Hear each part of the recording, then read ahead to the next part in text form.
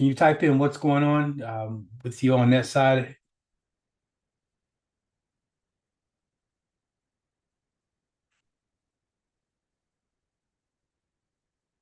while we're waiting for the YouTube to come up? We went through 1 year of Zoom and the Can you automatic type in what's going scheduling. on 1 second. with you on that side?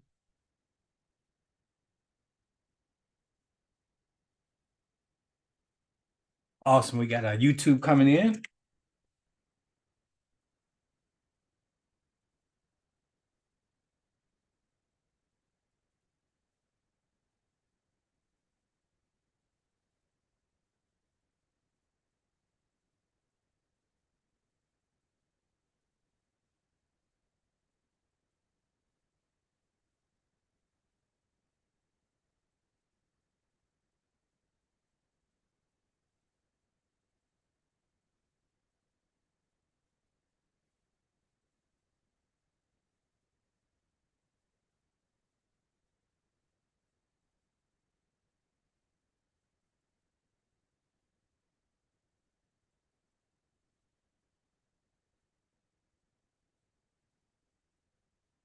Okay, good morning to everyone.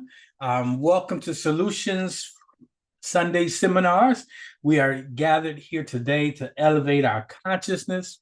It's a place where you can come to deepen your spiritual understanding and to activate your divine potential. That is that which lies within all of us. I'm glad you have decided to join me this morning.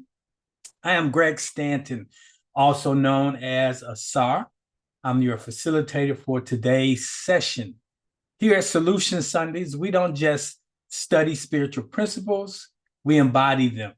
Our mission is to move beyond intellectual understanding into the lived experience of truth, empowerment, and divine creation. As we have approached another Black History Month, and actually we've entered into it, today being the 2nd of February, 2025, it's essential that we recognize the power of our consciousness in shaping the narrative of our past, present, and the future. New Thought teaches us that history is important, but it's not our destiny. This morning, I want to explore a transformative approach. Instead of focusing solely on past injustices, we step into the role of conscious creators, those who use their spiritual principles to establish a foundation for lasting success, sovereignty, and self-determination. I am just noticing as I went through this week with the change in our administration, the government, we see that many people are caught in a narrative, and the narrative is steeped in things that have happened in the past. But we want to take on the role of conscious creators, that we create the lives we desire to live. So let us begin with that this morning. Point one I want to introduce you to is the power of the narrative. That is, we want to release the idea, anything that feels as such of victimhood. And we want to claim our status as architects. New Thought does not deny that the reality of the injustices, but it refuses to let us be defined by it. The question we must ask ourselves is not just what has been done to us, but what are we now building?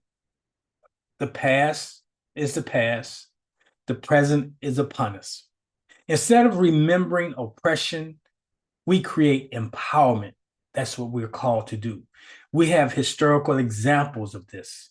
When we look at the Greenwood district of Tulsa, also known as the Black Wall Street, it was built by Black entrepreneurs who refused to dwell on limitations, and instead of they created a thriving economic system.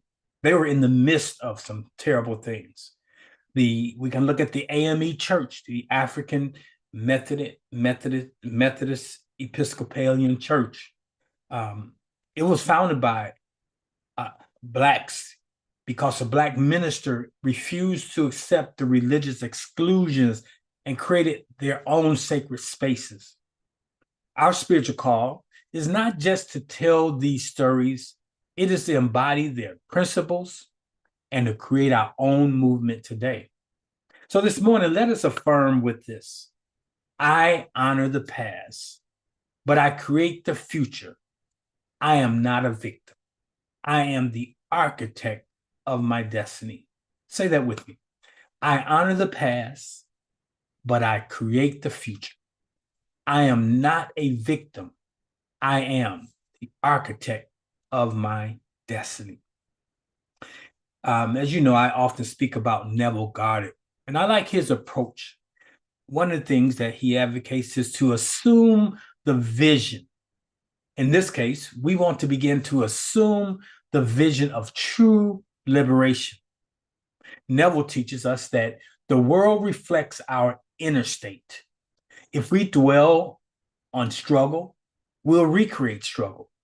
If we assume liberation, we'll manifest it, we'll experience it. Consider for a moment the story of Madam C.J. Walker. She was the first self-made Black female millionaire. She assumed her success long before she achieved it. She lived as if financial abundance and business mastery were already hers, and the universe conformed to her assumption. Likewise, we must adopt a similar mindset. That is, we must assume that we are thriving, self-sustaining, and sovereign. Why? Because we are. You must assume that our families, businesses, and institutions are already successful. We also have to adopt the mindset that we live as though the transformation has already occurred, not because we're expecting it, but because we understand the thought precedes form. And we affirm this. We affirm this, that we embody justice, prosperity, and divine power. And this must be your daily affirmation, not just rehearsing what has happened in the past or even rehearsing what is happening in the very present now, but to make sure that you are not allowing your thoughts to be captured, and that you're just rehearsing what you are hearing in the news, what you're seeing played out even in your local community. It's a call for yes, I'm aware. Cheryl brought to our attention that for most of us, we are aware of Madam C.J. Walker, but Madam C.J. Walker had an intimate relationship with Annie Malone. So that's another thing we must begin to do. We must begin to reclaim our history and present it from a factual perspective, and not from the perspective of who's telling the story necessarily. So we celebrate those two Black women. We celebrate Annie Malone, who started that industry here in St. Louis, and she was instrumental in Madam C.J. Walker taking it to the market and getting the fame that she has. So thanks for bringing that to our attention, Cheryl. As we celebrate Black history, we want to make sure it's our history and that it's been told properly. Now, when we look at what is going on in society today, we must also consider not only the narratives that we are speaking and remove from victimhood and claim our architectural creative ability, and we must assume a vision of liberation, not one of a struggle. The third thing we must begin to do is take on spiritual activism. You know, when we talk about spiritual or activism, we see it solely as a physical, material, sensory world activity. But spiritual activism, that is moving from protest to power, activism often gets trapped in reaction, fighting against systems instead of creating alternatives. But what we resist persists. Now, if you've been inside of this conversation about the power of the mind, we know that what we resist actually has a way of persisting. Instead of waiting for change, we must become the change. So, right where you are this morning, I want you to say, I am the change. I am a change agent. I'm a catalyst of change. Consider this. Black-owned banks exist today because visionaries like Maggie Lena Walker, who refused to leave financial power in the hands of others. Now, we don't really have many Black-owned banks today. Many of the ones that had sprung up over time have closed their doors. We can consider the Harlem Renaissance. It was not a movement of resistance. It was a movement of self-expression. And so we have to understand that when we come forward, it should not be as a result of not being included, but it has to be the result of realizing that we are self-sufficient, realizing that we have the ability to do for ourselves that which we have come to believe that others must do for us. So when I look at the Harlem Renaissance, I see that it was truly a movement, not a resistance. It was a movement of self-expression that redefined art, music, and thought. When we look at spiritual activism, it means taking root in divine power. And that's really what I want us to focus on as we move into this month, as we move through the entirety of the year that is coming. I want you to be mindful of your spiritual power, not so much your physical power. It's your spiritual power that empowers you to have even the physical power. So we want to know that spiritual activism means taking action that's rooted in divine power. We're created in the image and after the likeness. We have the propensity. We are source walking. We must understand that we're not just mere human beings. We have this divine essence. We have this divine power. And it's to be brought into fruition, not in a reactionary way, not through frustration. So we must first invest in our own selves. We must invest in our own business, in our own institutions. And we hear this time in and time out. It's not about having to integrate or inclusion. It's exclusion. That is, that we must be exclusively concerned about ourselves. We also must develop a self-sustaining economic model. When we talk about the state of the Black community, we too heavily depend on things outside of our community versus celebrating what is right here in our community. So we got to develop self-sustaining economic models. Now, we can't make the mistake that was made in years that have gone by. When you isolate yourself or you're found in a centralized place, then you can be attacked. But we have to decentralize our economic power. That is, we use the technology that is available to us. We can do the virtual shopping. We can do online businesses. Those are not so easily attacked. Where you just can't come in and destroy the community and it's all gone, because these economic engines that are developed through virtual means, they are not in one space. They're all over the place. And so we have to look at new strategies as we lay out our economic models. We also have to consider cultivating sovereign thought, okay? That is choosing ideas that empower, not deplete us. Realizing that you are sovereign, realizing that you truly are God. So when we talk about Black history, we don't want to frame it from what has happened. We don't want to frame it as it's always been a afterthought or a reactionary type of a thing. But we want to understand that the true essence, when you look at the historical, the history of Africans on the continent, all that we've given to society, it wasn't reactionary from the place of being oppressed, but it was from the perspective of being a creator.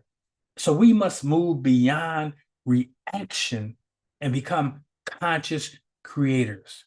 And if we do this, we are not creating from the place of having been included in something, or from the place of reaction, from a reactionary stance, but we are at a space where we are one with source and one with creation. And being one with creation, we understand that we ask, it is given. We ask that we understand that we have been given dominion. We have been given sovereignty over ourselves first, and that we are called to collaborate one with another, that we can create a community. And if we can create a community, we can create a world in which all people thrive, not just our people, but all mankind. So we are divine forces for change.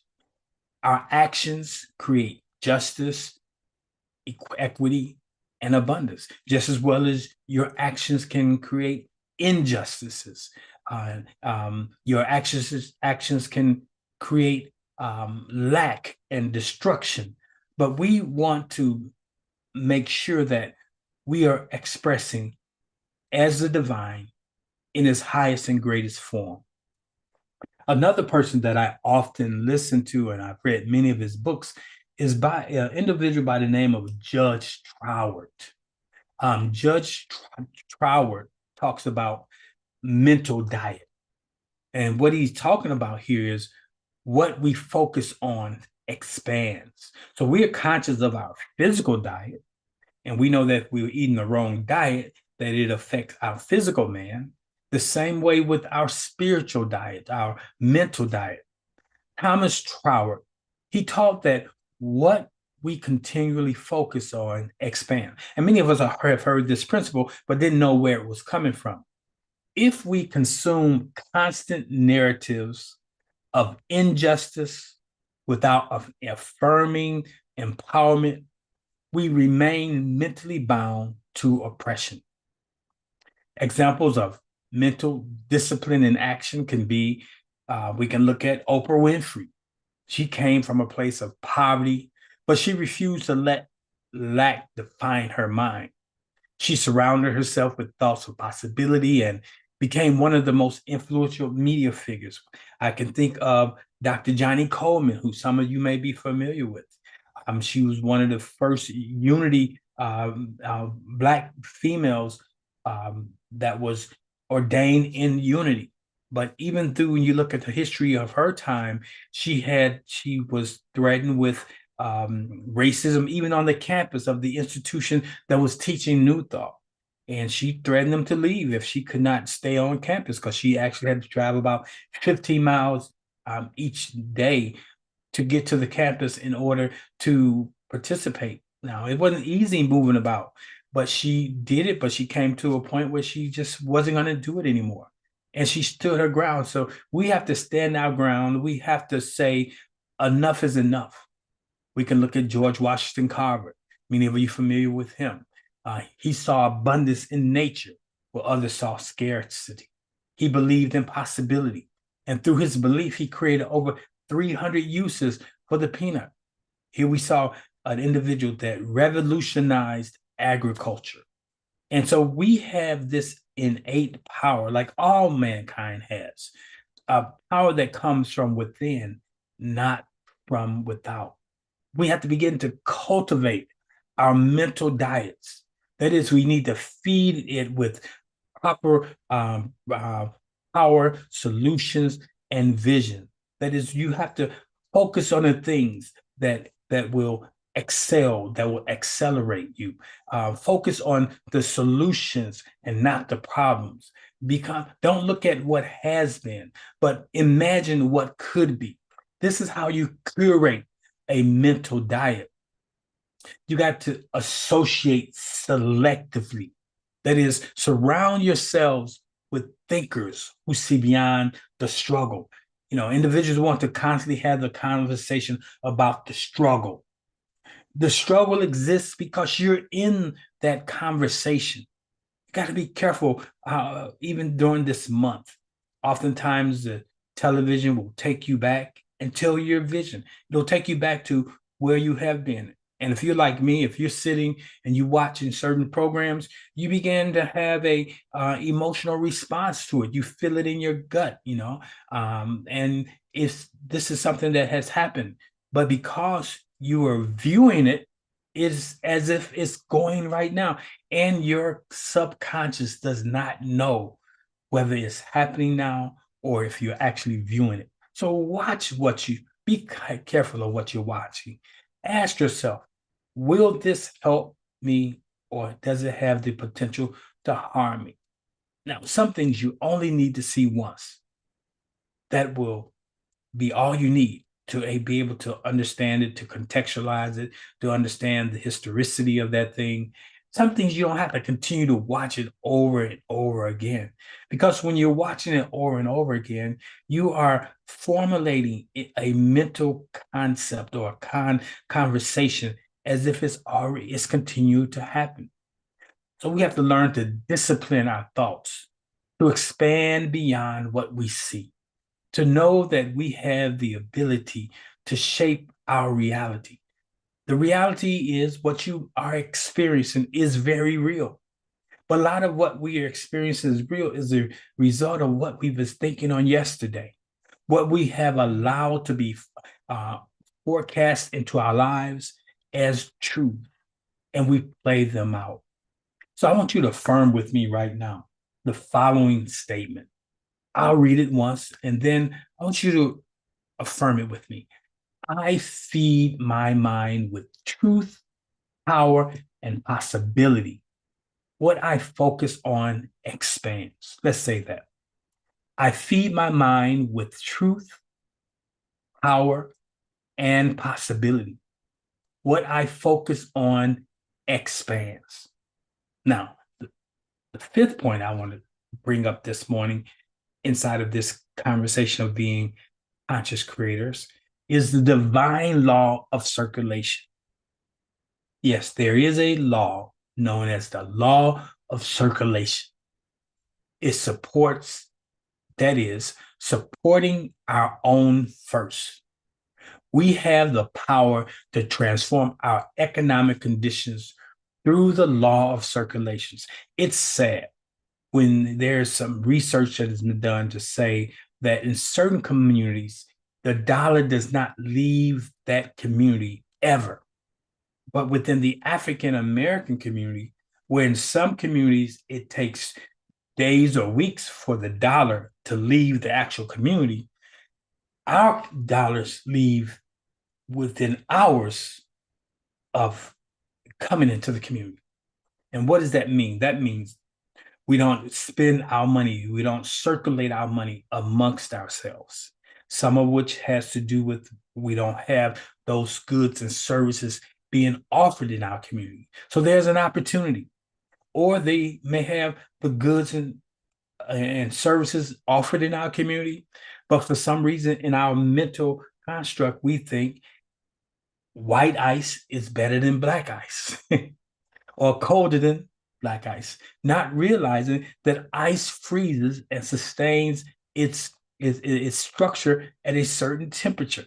And so what I'm saying in that is there is quality to be found in securing purchasing services from those who look like you. Don't automatically assume that someone different than you, your cultural group, is offering something better than that which you have to offer, which is in many cases is of a superior quality and or just as good as that which they can get outside their community. So we have to take on the idea that we have the power to transform our economic condition through the law of circulation. That is, the principle that energy, money, and influence must first flow within our own communities before it expands outward. Example, during segregation, Black communities circulated their wealth amongst themselves, resulting in thriving businesses. That's why we had those Black Wall Streets. And others acknowledged the power of the Black dollar, and they were to get that dollar. Even when we look at what is going on with the boycotts and the sit-ins at the restaurants, for some reason, why didn't we ever think about just opening our own? But we've been taught that that is what you want to do. You want to be able to go to those restaurants. You want to be it's inclusion. Well, when we're being excluded, it's an opportunity for us to be inclusive or exclusive. And so we must capture the moments that are put right before us. So during segregation, the Black communities circulated their wealth among themselves, resulting in what we had was thriving businesses. Our schools thrives. The teachers who were the instructors, the facilitators were concerned about those who sat before them because they live with them, because they understand that the children really were their futures. Today, we find companies like We Buy Black and the Black Business Network, which encourages us to recirculate our dollars within our community. But then there's some checks and balances must be in place because there are some people with business minds who will establish business with the express purpose of getting the Black dollar, but not looking to necessarily improve the Black community. So we want to make sure it's two-pronged. Not only are we contributing or purchasing from those who look like us, those who live amongst us, but we also want to make sure that we're encouraging those who are the business owners, those who are delivering services, that when they receive our monies, that they are also investing the money back into the community in some way. Like how many times have you seen restaurants that haven't done anything to upgrade them, but because it's the only Black soul food restaurant in the community, they just figure this is good enough. But we need to encourage our Black businesses to present with excellence. You know, when you walk in, that it's clean, that the bathrooms are modern, and that the service is good. But oftentimes, when it's the only, sometimes the quality is not as good, and which runs a lot of people away from using or purchasing Black goods or services. So to align with this principle of circulation, we must, one, see Black businesses as our first choice, if at all possible. Two, we must invest in structures that sustain us for generations. You know, we must put in place things that are going to sustain us for generations. And we must support industries that reflect our values and aspirations. You know, that maybe there's an industry or a service provider that is not in our community, but it has uh, the best intentions for our community in place. We want to support them. So we want to invest in our people. We want to invest in our vision. We want to invest in the divine inheritance. We want to understand that abundance circulates through us, not just to us, but it comes through us. Now, as we move deeper into this month, we're going to have a lot of things projected onto us. But the essence of what I'm saying this morning is you are a conscious creator. Don't live unconsciously. Because when you're living unconsciously, you're not creating anything new. But when you begin to take on the idea that I am a conscious creator and I create from a place of awareness, things change. So I have a prayer of empowerment and liberation that I would like you to participate in this morning. So I want you right here in this sacred moment to affirm with me the following. I'm going to affirm it once, and then we'll come back to it together. There is only one power. We say this all the time in New Thought. There's only one power, one presence, one divine source that moves through all things, and we are its expressions. Now say that with me. There's only one power, one presence, one divine source that moves through all things, and we are it in expression. Yes. So we affirm the following this morning. We affirm that our thoughts shape our world, and we think only things that elevate, empower, and expand us. We think only things that elevate, empower, and expand us. So at some time throughout your day, you may stop and say, what am I thinking? Then you ask yourself, is that thing elevating me? Is this thought empowering me? Does this thought expand me? And if it doesn't, then you want to release that thought. Another thing we want to affirm this week is our communities are thriving. We want to affirm that all month, all year long. Our communities are thriving. Our businesses are prosperous, and our futures are secured by divine law. Our futures are secured by divine law, not executive orders, not by laws that are instituted by man. Think about it. If the oppressor can give you something, then the oppressor has the ability to take that thing back. We see that when we look at what is being walked back today. Laws that came as a result of the civil rights marches and demonstrations, they're being walked back today because many of us believe they gave us something. No, nothing was ever given to us. We stood our ground. And even if there would never have been something written into law, we would still be operating as if we are the Creator's creation. And what does that mean? That you are not validated by the affirmations someone else acknowledges. You come to the realization that, like the in the 60s, there was signage that was hung on some men.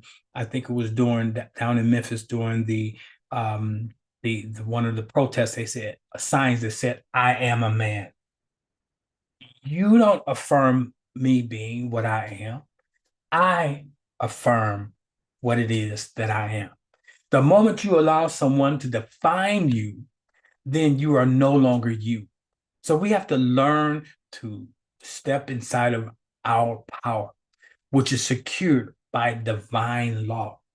The scripture tells us, for those who have come by way of the Christian walk, the scripture says that we are ambassadors of a Christ consciousness.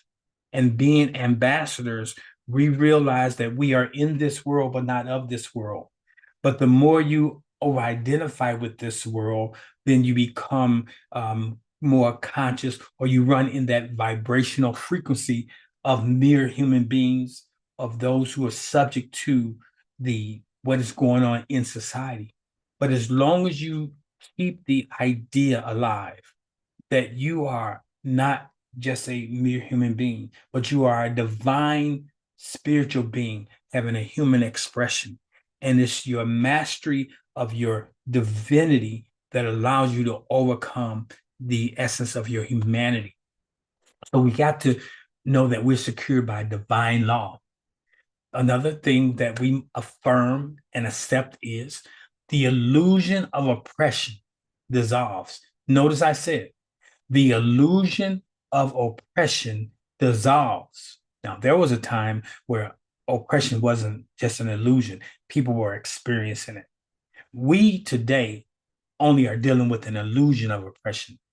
And this illusion of oppression dissolves before the overwhelming presence of our spiritual authority. When you stand in your divine essence, when you walk and talk and move through life with the spiritual authority the illusion of oppression dissolves.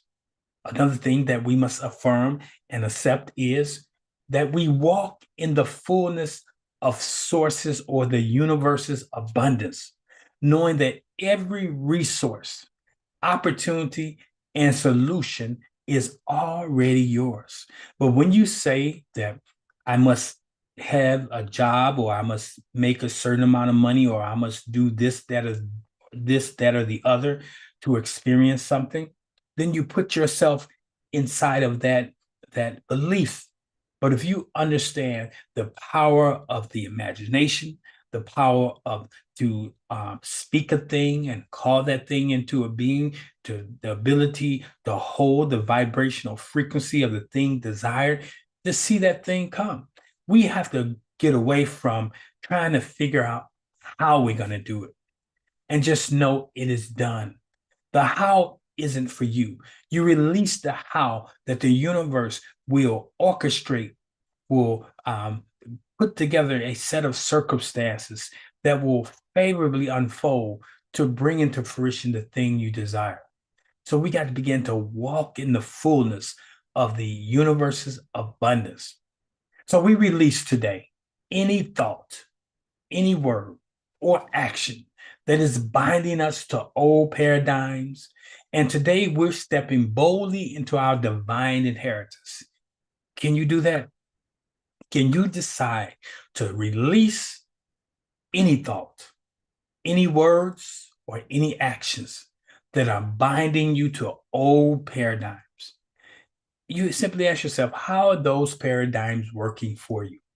If it's not working favorably for you, if they are not giving you the outcomes that you desire, you must boldly step away from them and step into your divine inheritance. Okay? So right now, we claim this truth, not for tomorrow, not for someday, but for now. That is what we affirm today. That is what we affirm. So I have a challenge for you this week. I want you to speak words of creation and not reaction. Creation and not reaction. I want you to invest in and uplift your own community some way.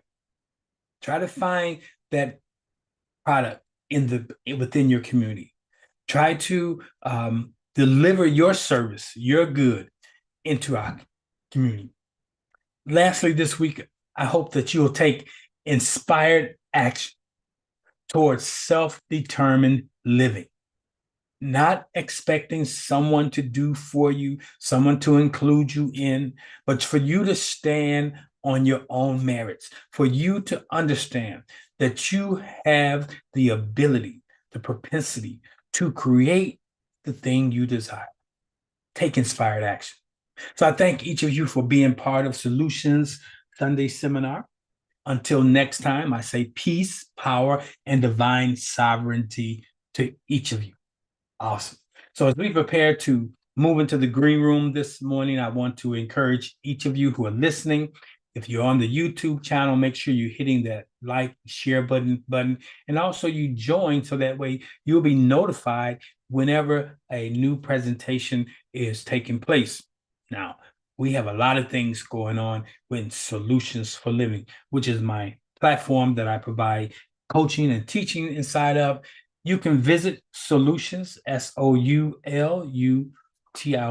for living, all one word. Matter of fact, you can just look on the screen up at the top of right-hand corner there. You see solutionsforliving.com. That's how you can visit us. In addition, if you want to support the work that are being done through Soulutions for Living, if this presentation and these presentations have been rewarding, have been brought value to you, consider sowing a seed into it. And you can do that by using Zelle or Cash App at 708-368-1076.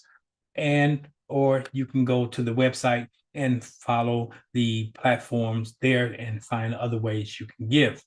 So before we close this morning, for those who are dropping off and for those of you who are leaving, I want to say thank you for coming. Come on back. See you on next week, same time. For those who are deciding to stay this morning for a few minutes in the green room, I welcome you and I say the green room is now open. If you got a question, if you got a comment, if you have an observation, if you had an aha moment, if you would like to share something this morning, if you're in the Zoom room, just go ahead and raise your hand. If you're on the YouTube channel this morning, you can just go ahead and put your question or comment in the chat, and I will acknowledge it. Awesome. So it's good morning. It's good to see the number of people that are watching in the live stream. Good to see you all. This past week, I was at a function and I was speaking to one of the vendors, and he said, "Do you do videos?" Then I said, "Yes, I do." He said, "I guess I do."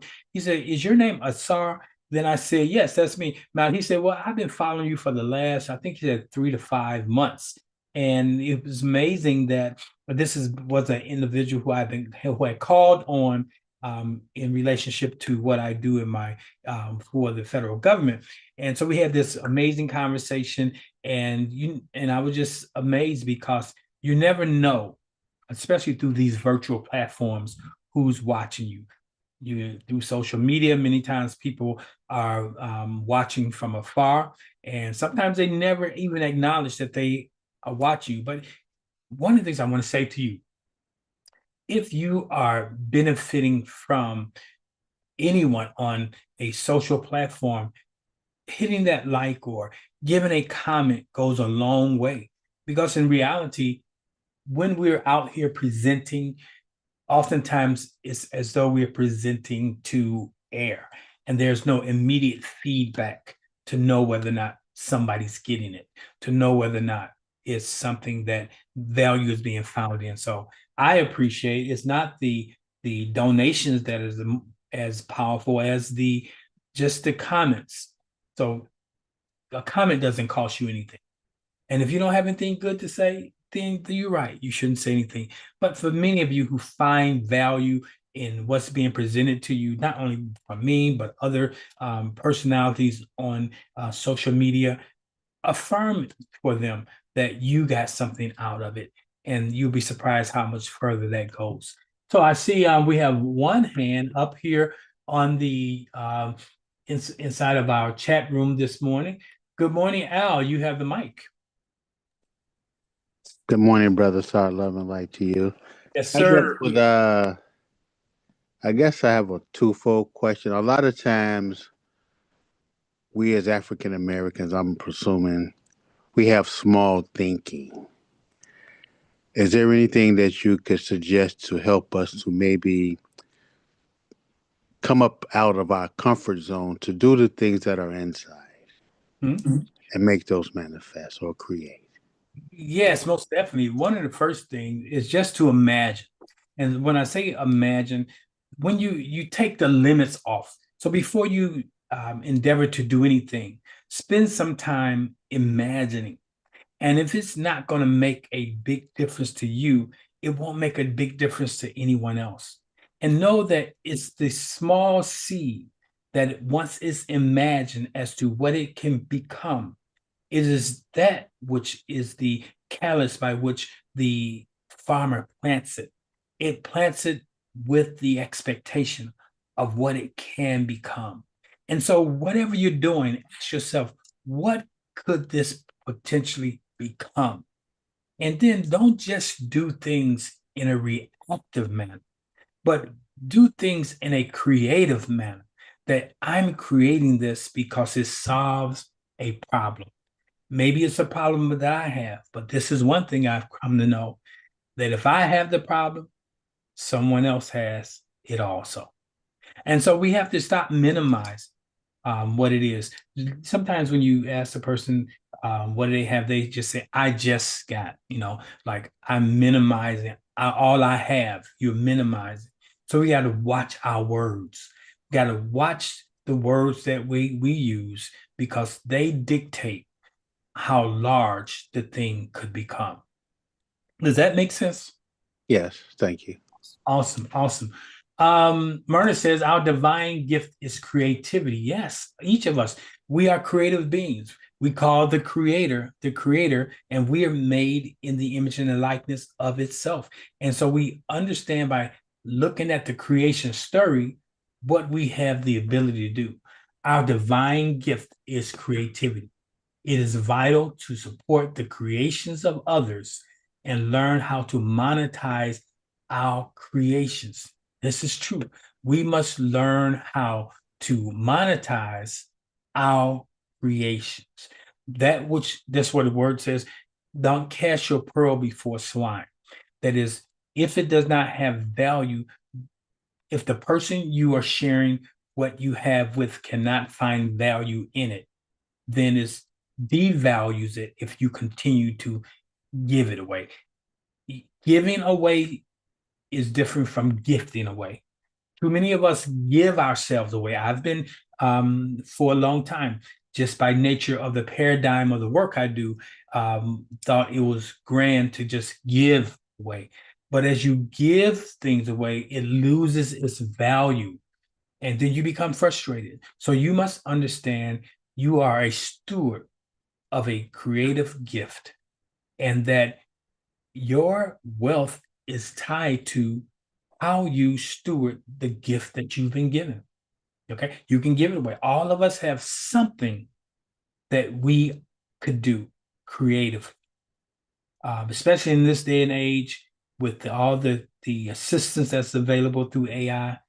Each and every individual could be creative, use their creative talents, and who knows what that can evolve into. But that's a good point to make, that we are divine, that our divine gift is creativity. All right, I'm looking here. I don't see any other responses, any feedback. Let me look again over on the YouTube channel. Good morning, Keith. It's good to see you. Thank you for that affirmation. Let me see here. Awesome. Very empowering. What we resist persists. What we resist persists. Example, even if you are resisting poverty. What do you mean resisting poverty? If you have affirmations that are only being stated in a reactionary way to poverty versus are being stated in an affirming way of prosperity, what is really happening is wishful thinking. And the thing that you are focusing on that is the catalyst is the thing that's going to grow. You have to take your eye off the problem and put your eyes on the solution. Wealth is the solution. Prosperity is the solution. Lack and poverty is the problem.